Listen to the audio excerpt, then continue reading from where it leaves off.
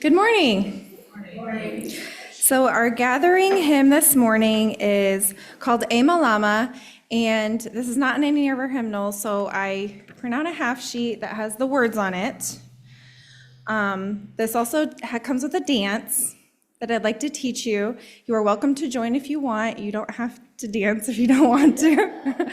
But this was actually, I first did this dance when they did the Dances of Universal Peace. They would meet here once a month and do dances, just kind of bringing good energy into the world. And this is actually based off of a Hawaiian mantra, E Malama. So I'm going to teach you the words and the pronunciation.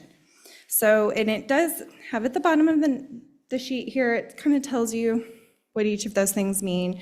And then Mark and I will teach it to you, and then we'll do the dance.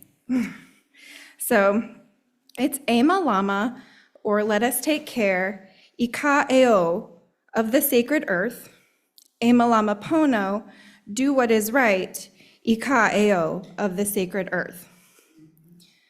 So basically, it goes through it once, it goes through it twice, and then it kind of does the translation of that. So, all right, you ready? All right, we'll go through this twice first, all the way through twice, and then we'll do the dance a couple times. All right, cool.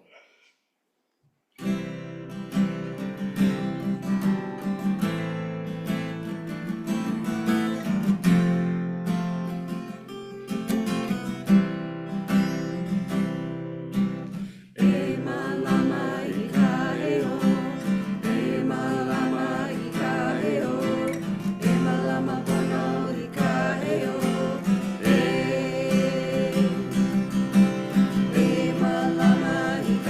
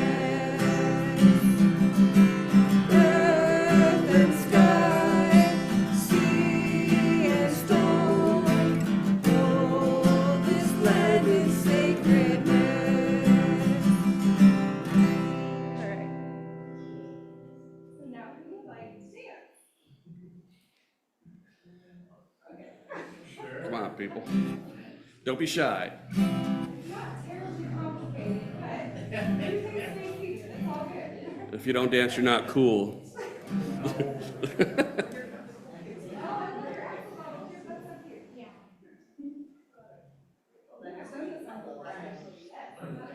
Okay, so it's Malama Ika-e-o, Malama Ika-e-o, Malama Pono Ika-e-o,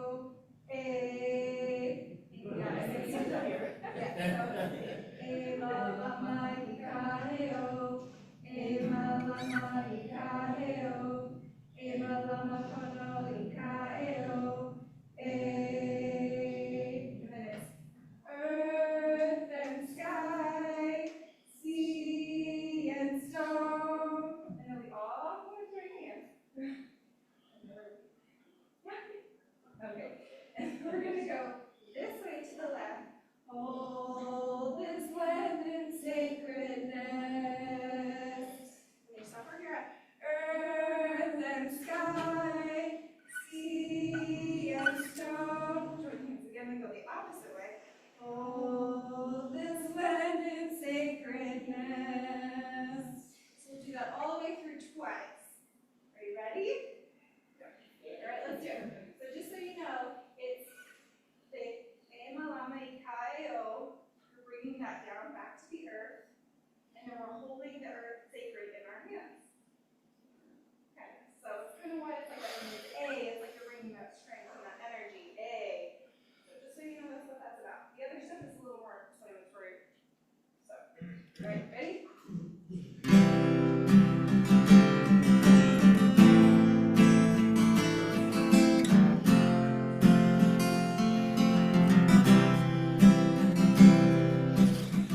Malama Ika-e-o, Malama Ika-e-o, Malama Pono Ika-e-o,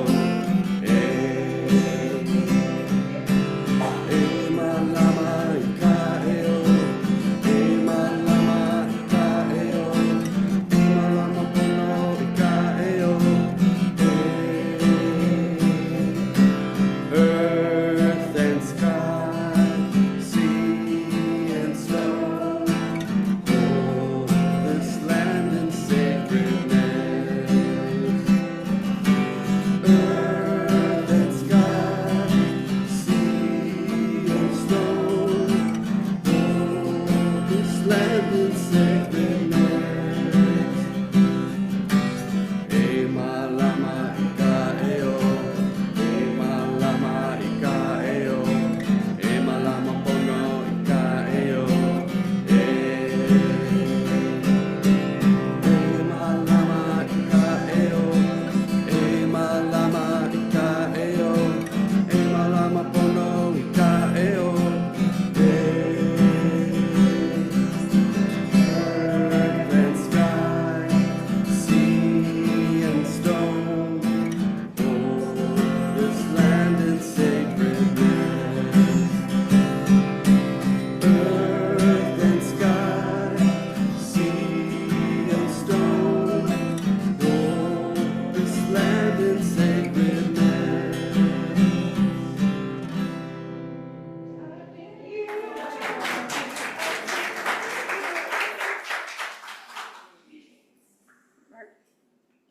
Well, thank you for doing that with me. All right. We welcome you this morning to our annual in-gathering water communion service. So our welcome this morning is Today We Return to the Shelter of Each Other. This was written by Reverend Scott Taylor. Today we return to the shelter of each other, to arms that hold us in the midst of the storm, to voices that help us hear our own, to hearts that accept us for who we are. May we be for each other a source of safety and sending. May we offer each other both comfort and challenge. May the belonging we find here help us offer the same experience of home to others. May this time of blessing begin. I am Ashley Perkins, your co-director of religious exploration and the worship leader this morning. Today our musician is Mark Wilson. Thank you, Mark. We have the, yes, you can clap from heart, yeah. We have the tech person here in the service is Nancy. Say thank you, Nancy, thanks. And then Molly is in the office doing tech service back in the office. Thanks, Molly. Yay. So we're glad you were here. If we have any guests this morning that would like to be recognized, if you're willing and able, we invite you to tell us who you are, where you come from, so that we may welcome you. If not, that's okay too. Do we have any guests that want to be recognized? Molly, are there any online guests? Oh, sorry, go ahead.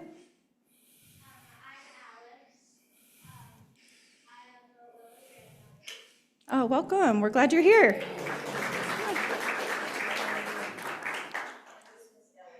Okay, welcome. We are glad you're here too. All right, Molly, are there any online guests? Not today. Okay, great.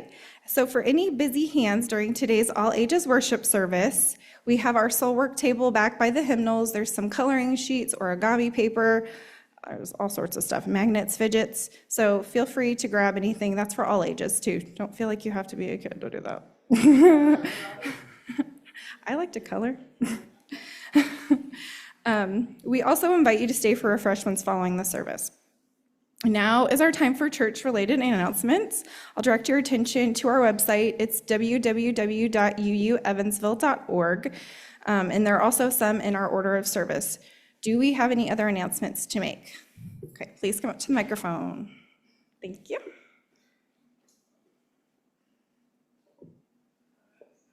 It's like the lump up to the microphone. Sharon is not able to be with us today, so she wanted me to announce our Friends Night Out for September.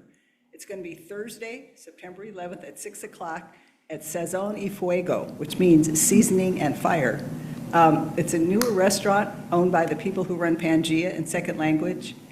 It's like Latin American, Central American food. I haven't been there, but she has. She said it's very good. And it's on Ruffian Lane, if you know where that is in Newburgh. It's off the highway. You have to come in off the highway. But you could see it from the Lloyd, and you could get directions pretty easy. But it's 6 o'clock, Thursday, September 11th. Ken? I can't remember the name of the restaurant. It used to be the Wine Down, if you remember the Wine Down in Newburgh. That used to be that. So there's a sign-up sheet on the table, so please sign up, or let Sharon know probably by Monday the 9th, or let's say Tuesday the 9th of September. Okay, thanks.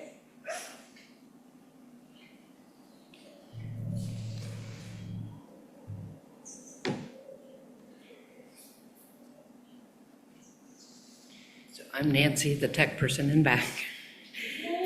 And I'm going to be traveling some this fall. There's at least a couple of Sundays where I won't be here. So it's been a while since I asked if there was anyone interested in learning how to do that job, and maybe fill in when I'm gone or swap it off or things. So if you're interested, you know where to find me.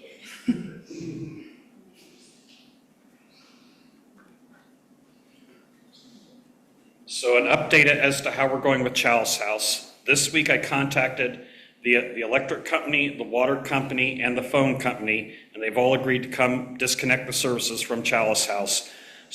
And then my contact with Unity has said they will be moving their stuff out starting tomorrow. So we should be all ready to go as soon as Risky sets a date. Thanks, Brian.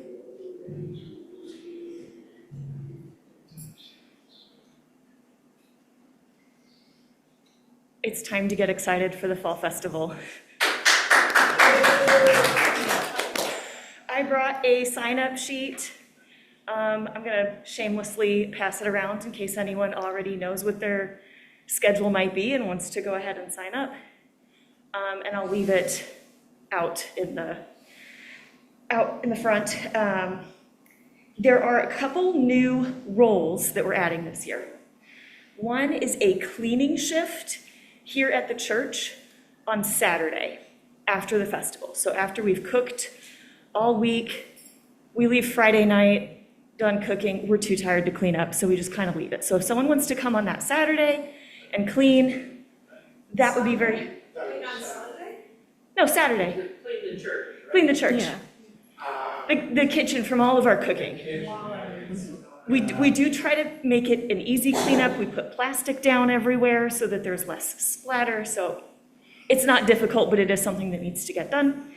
And then something that is going to be surprisingly helpful, I think, for people. If you maybe have mobility issues or health issues or various reasons you can't get down to the festival, but you have a car and a cell phone and a willingness to go pick up a curbside grocery order and bring it to the church, write your number down, because that would be so helpful. So we're also looking for day captains. In the past, there's been confusion about what exactly it means to be a day captain. It does not mean that you have to be at the festival the entire day. It means that you stop by the church in the morning, pick up all of the supplies, get down to the festival before they close the street so you can pull right up to the booth and unload everything. I'm out of breath, it's a lot to cover. And then you're just in charge of your shifts for the day. So you make sure that you're down there at 10 o'clock to unlock the booth and get your first shift set up and working. Anytime the shift changes, you're in contact with your people, you maybe go down there as needed, and then you close up at the end of the night. But you're not stuck at the festival for 12 to 13 hours, because that's a lot to ask of anyone. So I will go ahead and pass this around. Is this for the fall festival? Yes. It's on our calendar. I will say, if you haven't worked in the Fall Festival booth, it's really easy and fun.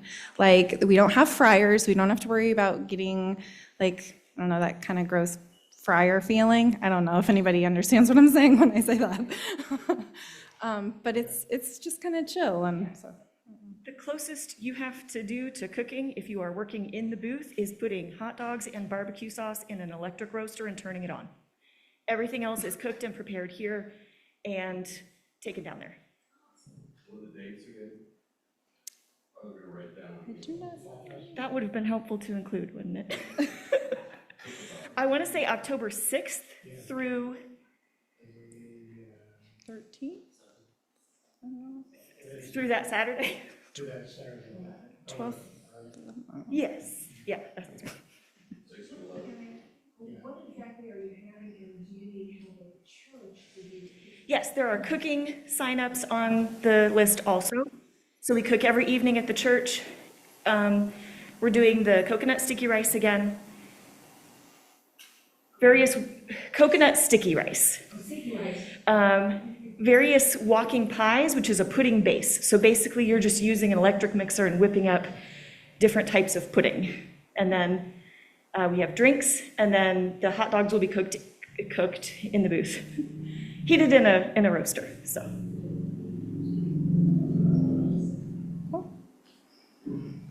Are there any other announcements? Oh, Molly, any announcements online?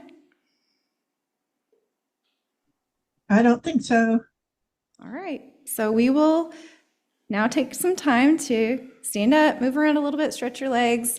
When you hear the chime, please come sit back down. But let's say hi to everybody at home too. Say hi. All right, we're glad you're with us.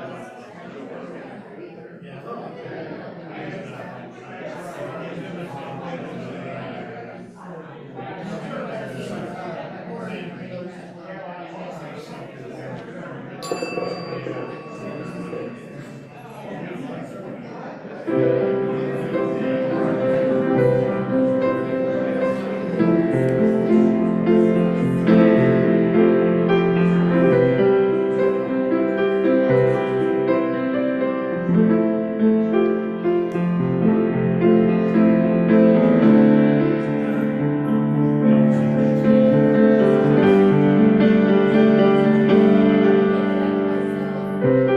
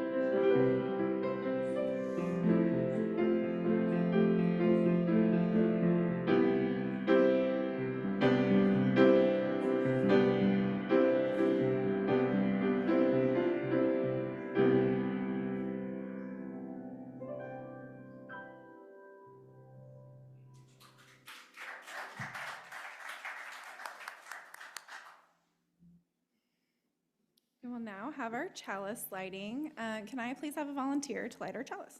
Come on up.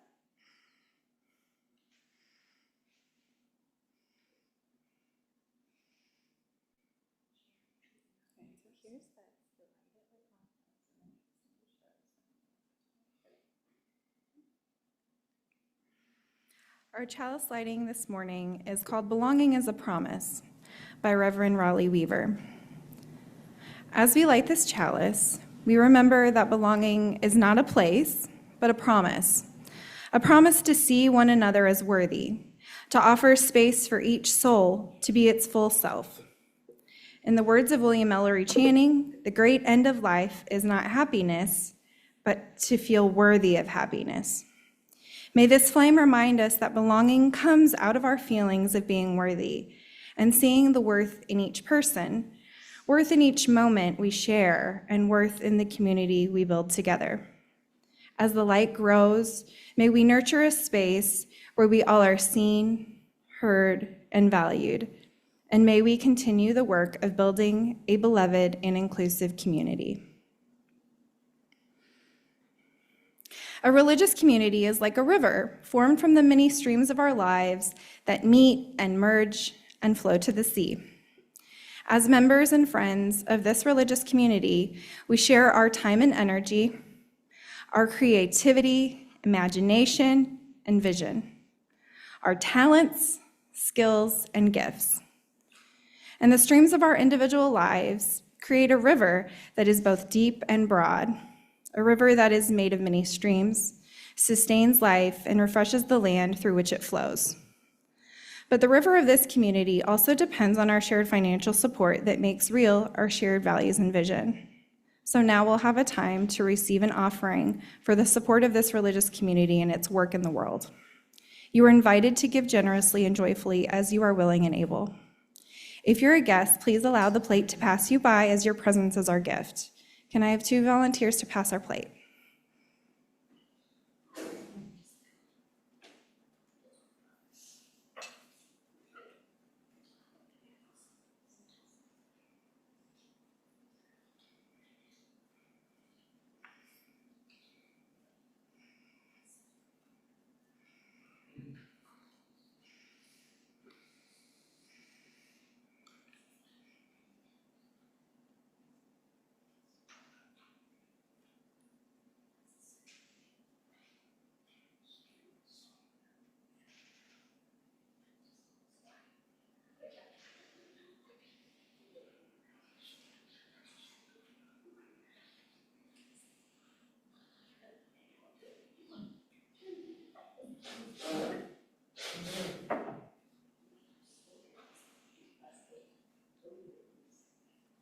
Thank you for your gifts.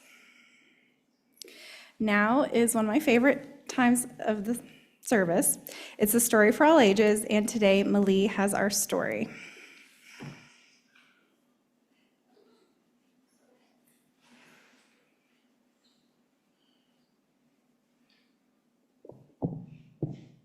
This is called Higgins, A Drop with a Dream by Christopher Busey. Once upon a time, there was a drop of water named Higgins. Higgins was no ordinary drop of water. He was a drop with a dream. Higgins lived in a valley where it had not rained in a very long time, so all the lovely green grass was turning brown, all the beautiful flowers were wilting, and all the trees were starting to droop.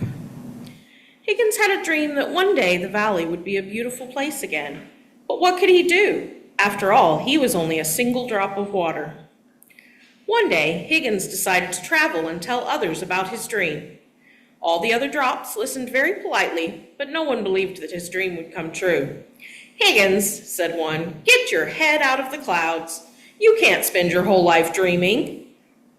So Higgins decided that he had to do something to make his dream come true. So he began to think and think and think. One day, as he was walking by a rusty old bucket, he got an idea.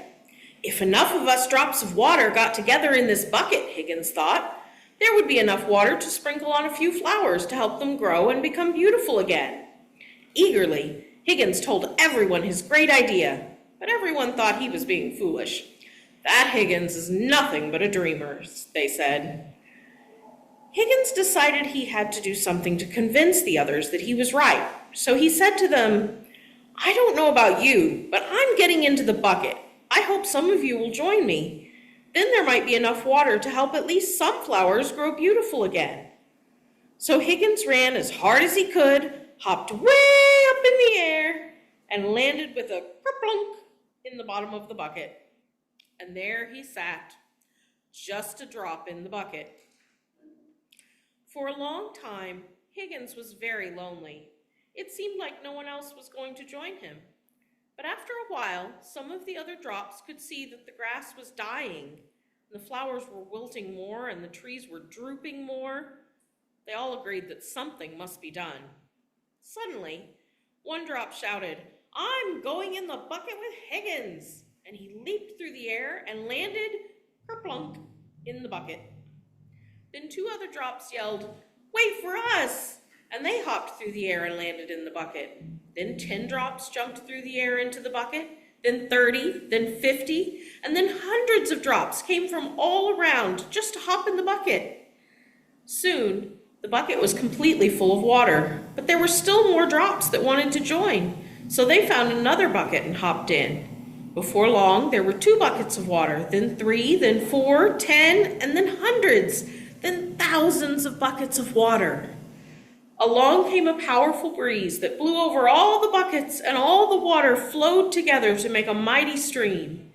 Everywhere the water flowed, the grass turned green, and the flowers bloomed, and the trees stood tall and straight once more. All this happened because Higgins had a dream, and his dream came true. Because he knew that although he was just a drop in the bucket, enough drops in the bucket made a bucket full, and when there are enough buckets with the wind behind them, then justice will roll down like waters and righteousness like a mighty stream.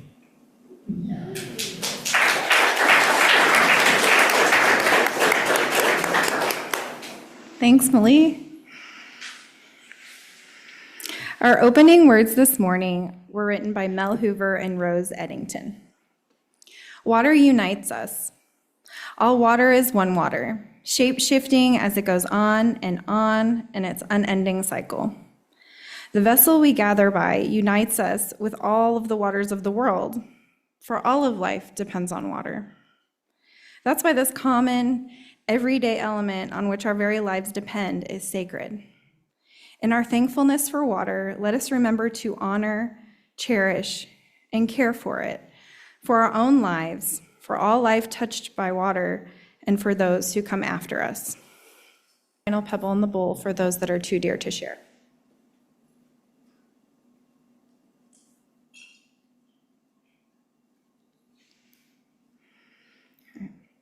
This morning, I have a guided meditation, so I ask that you get comfortable.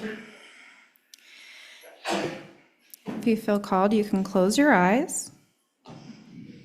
Draw your attention inward. Take a slow, deep breath in through your nose. Exhale softly through your mouth. With each breath, begin to let go of the outside world. Let go of what happened earlier in the day. Let go of what might come later.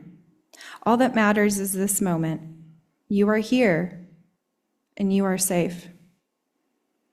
Feel your body begin to soften. Let your shoulders relax and drop away from your ears.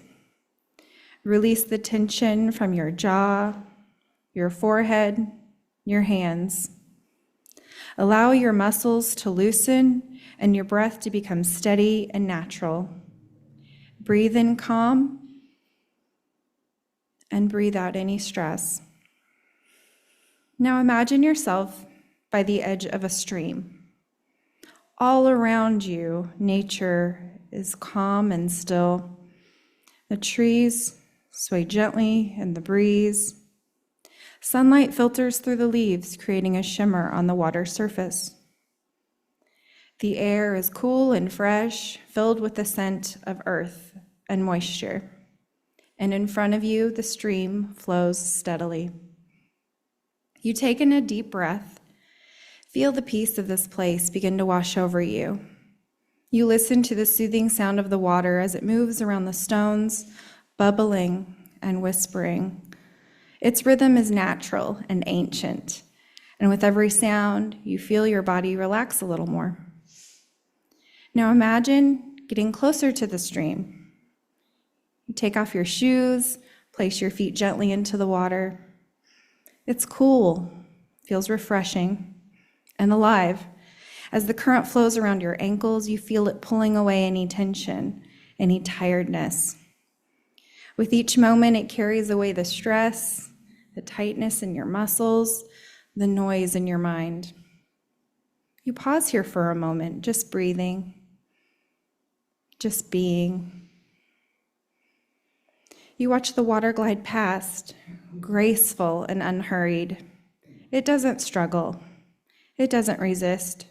It simply flows, always moving, always adapting. And let this be your lesson. Let this be your guide. With a sense of curiosity and peace, you begin to wade slowly into the stream, the water rising gently around your legs and then your hips. You feel smooth stones beneath your feet, grounding you. The current is calm, but strong, like a gentle embrace from nature itself.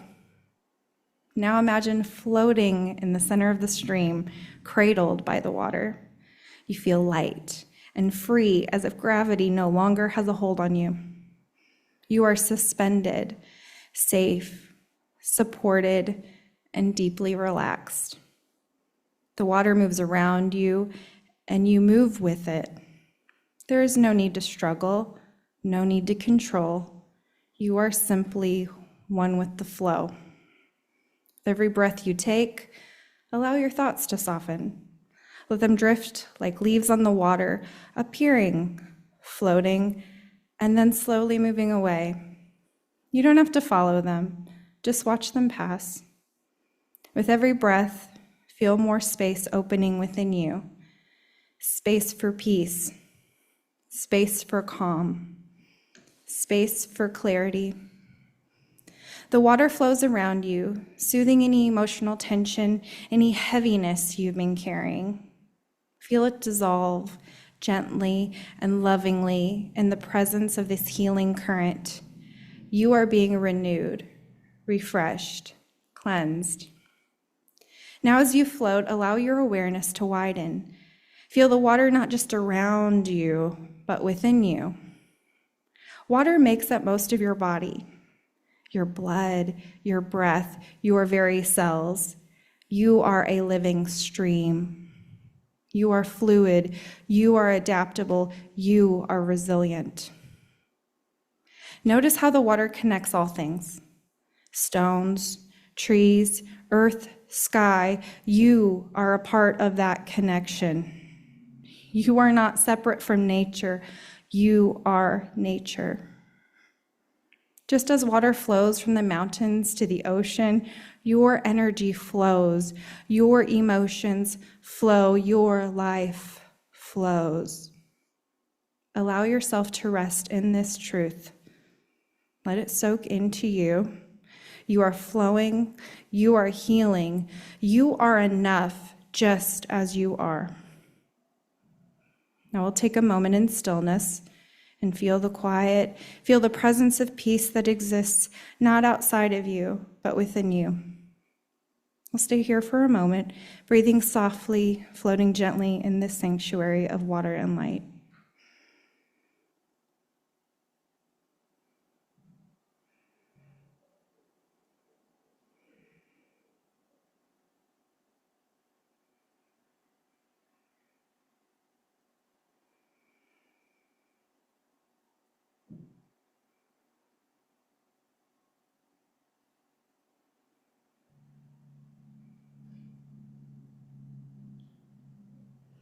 And now, very slowly, begin to bring your awareness back. Feel the gentle rhythm of your breath, the sensation of what's around you and beneath you, the space around you. You can wiggle your fingers and your toes with care. Begin to deepen your breath. Inhale peace. Exhale presence. And when you feel ready, open your eyes if you have them closed. And now we will sing hymn number 123, Spirit of Life. It's in the gray hymnal.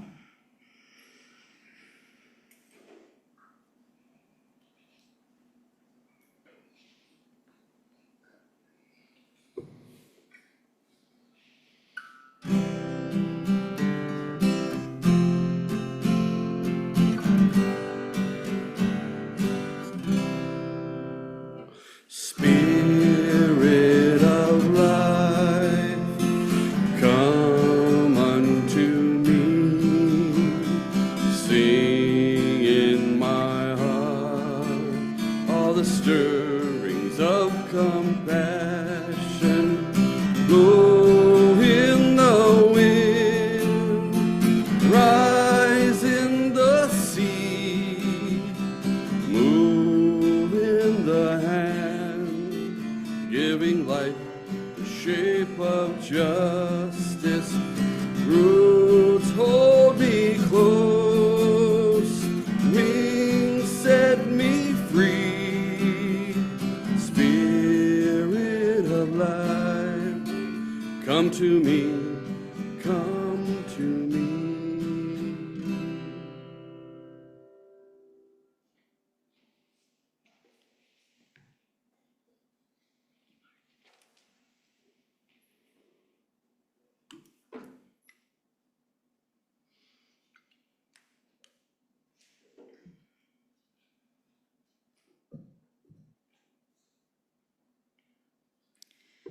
So this is one of my favorite Unitarian Universalist rituals offered during our year. The Water Communion is a beautiful service held to honor cycles of life and the cycles of the interdependence and interconnectedness of all. This is when we join together and remember. Just as water comes from many sources and comes in many forms throughout the water cycle, we too come from various sources and come in many forms throughout our seasons of life. Water from oceans, rivers, and the land evaporates into the atmosphere, and that water is released from plants through something called transpiration.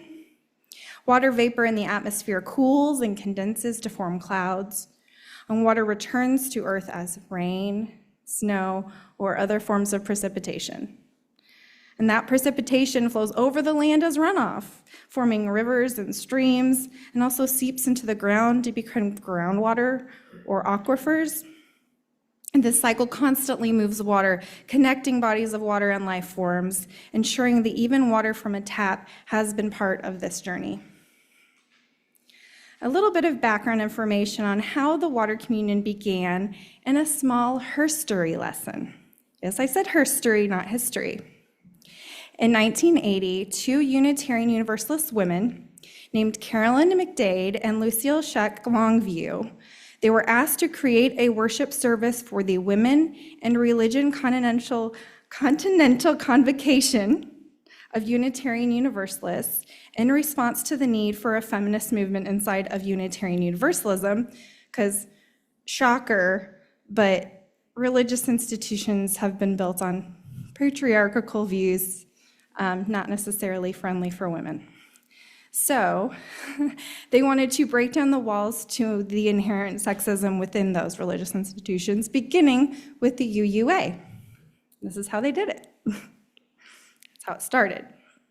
So as they shaped that service, McDade and Longview wanted to create a new ritual that spoke to our interconnectedness to one another, to the totality of life, and to our place on this planet.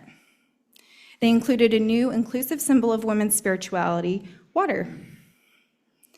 They write, "Water is more than simply a metaphor. It is elemental and primary, calling forth feelings of awe and reverence. Acknowledging that the ocean is considered by many to be the place from which all life on our planet came, it is the womb of life. And that amniotic waters surround each of us prenatally, we now realize that this was for us a new story of creation." They meant the service. "We choose water as our symbol of our empowerment." And regardless of gender, this pertains to everyone. But the original service was held in East Lansing, Michigan, and it was titled Coming Home Like Rivers to the Sea. As its creators, McDade and Longview enacted their ritual in the space of a semicircle around a large bowl. They asked 8 different women, each coming from distant places, to bring water, and they did. Water from the Rio Grande, I'm gonna mispronounce this, the Assiniboine rivers. If anybody knows the real pronunciation, please tell me. Rainwater from Maryland was there, water from the Pacific and Atlantic Oceans, and others were poured into the bowl as each bearer described its significance. So here's an excerpt from the original water communion. I thought it was pertinent. So making our way like rivers from places distant and near, we come together to give shape to a new spirituality. For there is no theology that calls women to strength rather than to support the strength of others, that calls women to action rather than to passivity, that calls women to full expression rather than to meek acceptance. And recognizing that, we must question every box, every definition, every assignment from an authority outside our own beings, so that we can create and recreate for ourselves the rituals and symbols that give meaning to us. So we come together to question, to hear, to share, to speak, to inspire, and to celebrate through new rituals, knowing that our energy and our love are transforming. Celebrating now our connectedness, we choose water as our symbol of empowerment. As rivers and cycle release their waters and regain new beginnings, so do we cycle. For us, as women, these beginnings are powerful, but not easy. But still we come to create and to celebrate and to live by the only spirituality worthy of our devotion, a spirituality that uplifts, empowers, and connects. As the ritual is continued, water deepens in meaning for us, just as water deepens during its long and winding journey to the sea. What a rich symbol of our shared community coming from so many places in many states of being. And it started from her story. In this spirit of interconnectedness in our beloved community, we will now have our water communion. Throughout this ritual, we take turns pouring our water into the large bowl one at a time. During your turn, as the water is added, you may share how that water you have brought represents a place or experience that matters to you. Maybe it renews you, just what it means to you. We seek truth and nourishment from many sources, and we will now honor all of our experiences and life source. At the end of today's service, we will bless the water and use it to water some of the plants on the church grounds. I now invite you to come up one at a time for this annual ceremony of combined sources of love, support, and care. And I do have water in the watering cans if anybody did not bring water. It is water from the tap, so it's Evansville water, just as a full transparency.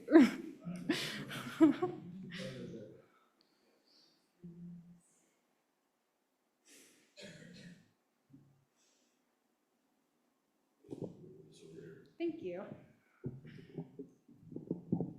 So Jamie does this moon ritual every full moon, and this is moon water. If you don't know what moon water is, you need to Google it, because I don't know either. So.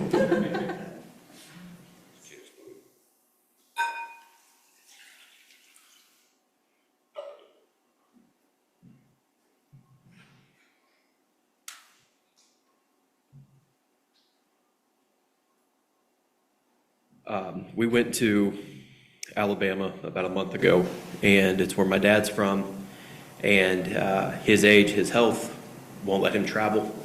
It's to the point to where, like, I've sent him pictures of things, and he doesn't remember or recognize what I'm sending him. And, you know, it's home. And since I knew he wasn't going to be going back anytime soon, I just took these jars, and I got some dirt from the farm, and I got water from Blue Water Creek, and I got some for myself, and I had no idea why. I had this it's been sitting on our kitchen counter for like a month, and I was like, Holly, I don't know what I'm doing with this water, but I've got it. And then here we are. I had no idea this was a thing until like last week. Had no idea what we were doing, but it turns out that I got this water for a reason.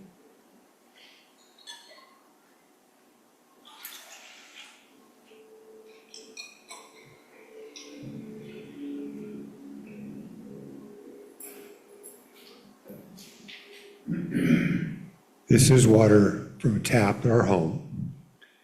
What it really means to me is that born and raised in California, spent 30 years in Tucson, Arizona, met Barbara, and here I am, because she's from this area north of here. And it's just, so the areas, and this water is from a place that is new in my life and has become very much a place to be and a good place, especially here.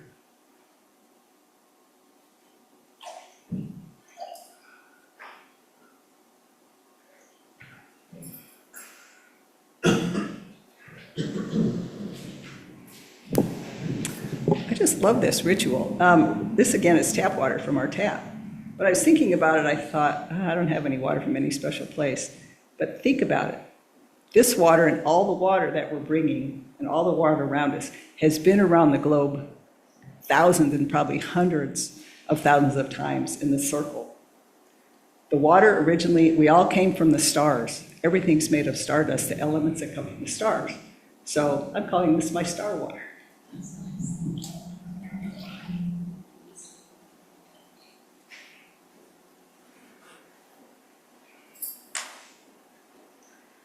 Well, my rain barrel has been dry for a very long time. So this is my water purifier at home. And I assumed that my water came from the Ohio River, but I checked with my water company recently, and it comes from some wells in Boonville. It seem like some big wells, but regardless of where it comes from, I'm glad I have it.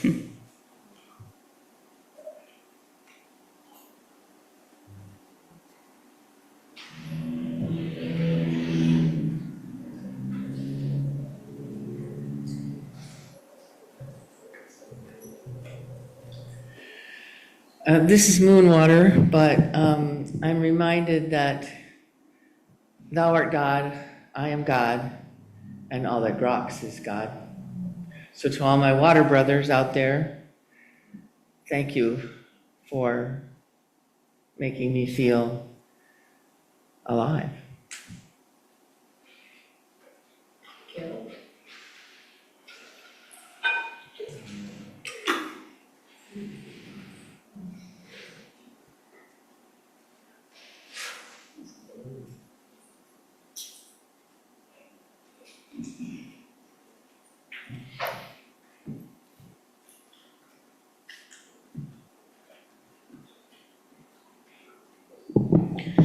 This too is tap water, but as Barb says, at one time it was probably flowing under the moon somewhere. And I do put out water on the full moon. And I think what I love about the moon right now, we are living in such a turbulent time. People are turbulent, there's uncertainty, politics, our poor earth. There's a lot to be disconcerted about. And this weather is turbulent, the sky changes all the time, but you know what?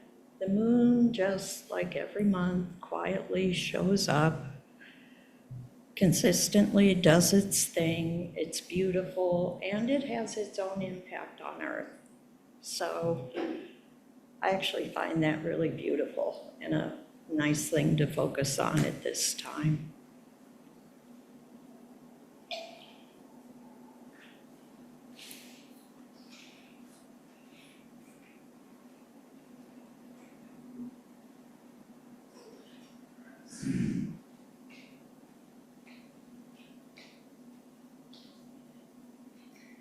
Ours is also from Ennisville tap water, but Alex had an idea that she wanted to do with incorporating more of nature, the sun, and everything into their water.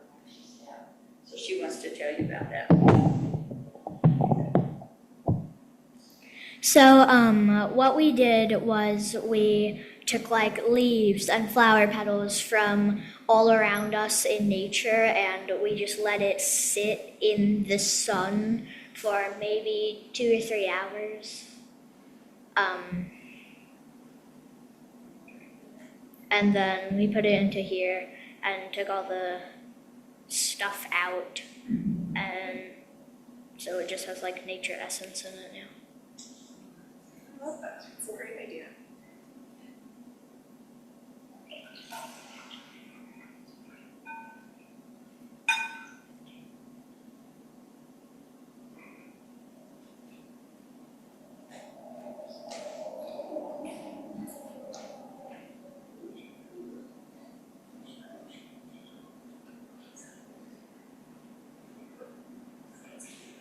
This too is just tap water, but we did, we bathe in it, we brush our teeth with it. Who's the microphone? We can't really. Sorry. So this is just tap water from home, but we cook with it, bathe in it, brush our teeth with it, drink it. It keeps us alive. We'd be lost without it.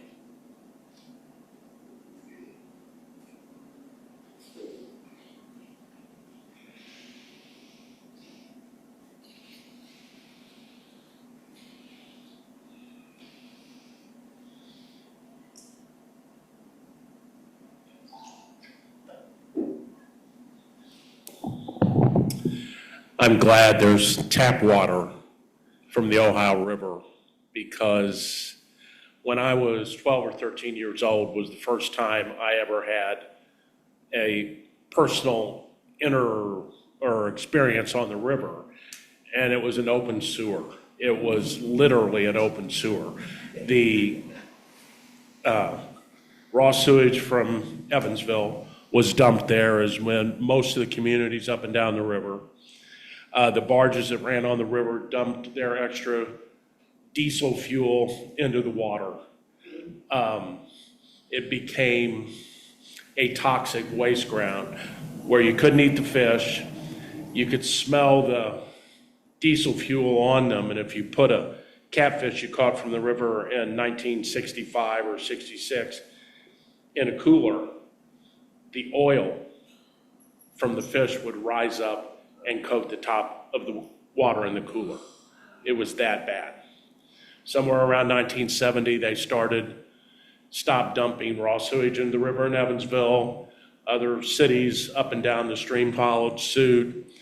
There's an outfit called Orsanco, the Ohio River Sanitation Commission, I think, ORSANCO.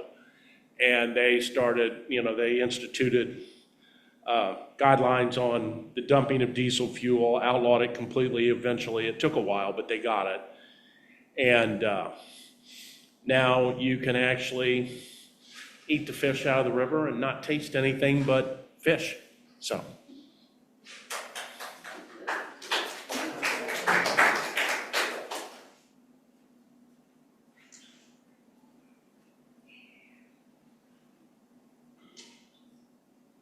Water, the giver of life, the bringer of life, and the sustaining of life.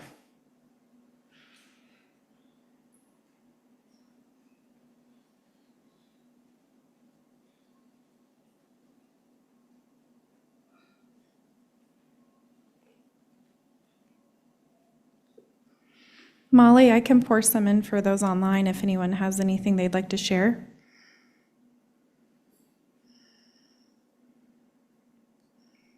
I don't think so. Thank you, though. Okay.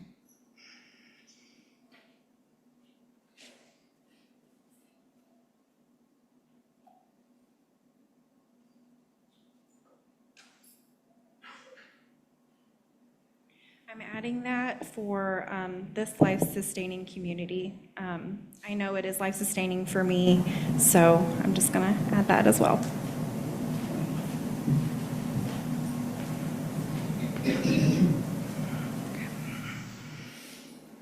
We'll now have our closing hymn. It's number 1064 in the teal hymnal. It's one of our favorites. It's Blue Boat Home. 1064.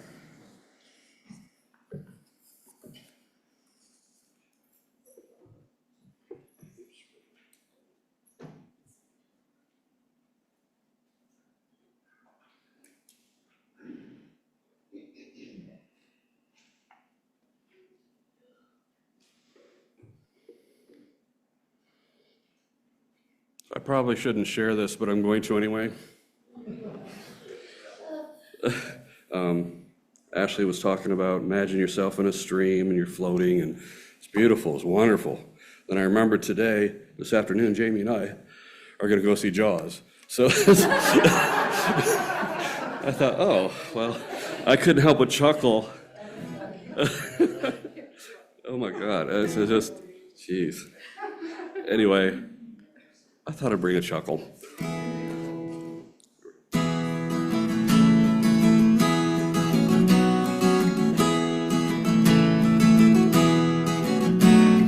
Though below me I feel no motion, standing on the oceans and plains, far away from the rolling ocean, still my dry land heart can say, I've been sailing all my life now, never harbor or port have I known.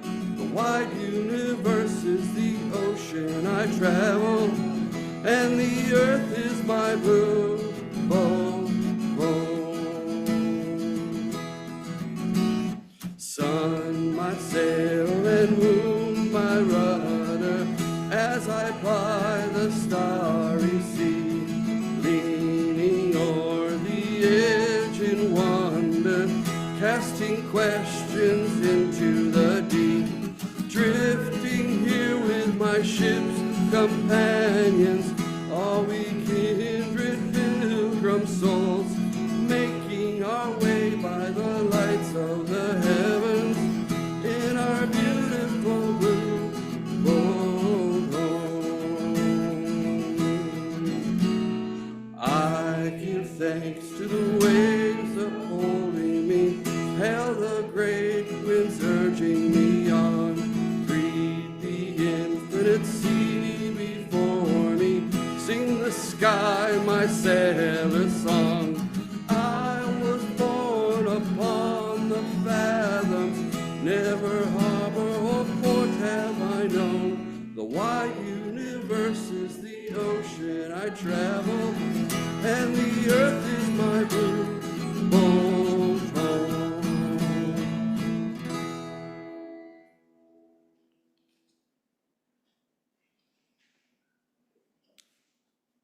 We will now extinguish our chalice. Please read the words in the order of service. We extinguish the fire over the fire of commitment. These we carry in our hearts until we are together again. Now we will have our closing words, which is blessing the water. And these words were written by Ranwa Hamami. This water is sacred. It is made sacred by the many hands that have poured it with intention and love, the many stories that each drop contains, the many lives surrounding it in this unique moment, connected by commitment and faith. This water is sacred. May it continue to flow through this community with shining reflections of the unique gifts that flow through each of its members.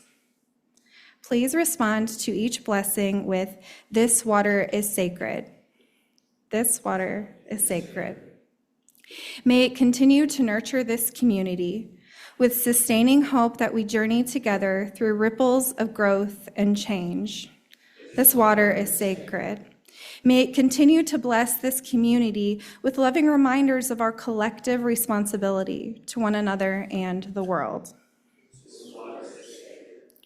May its ripples be a reminder that the changes and growth within this community bring movement and transformation to the world beyond our doors. May its purity offer grace to our community and the willingness to forgive ourselves and one another when we make mistakes. This water is sacred. In moments when we are confused or uncertain, may it bring us clarity of purpose and commitment. This water is sacred. In moments when the reservoirs of hearts and spirits are drained by sorrow or pain, may it nourish them with the knowledge that we are surrounded by a deep and abundant love. This water is sacred. Go in peace, and may your living bless the world. Amen, and blessed be.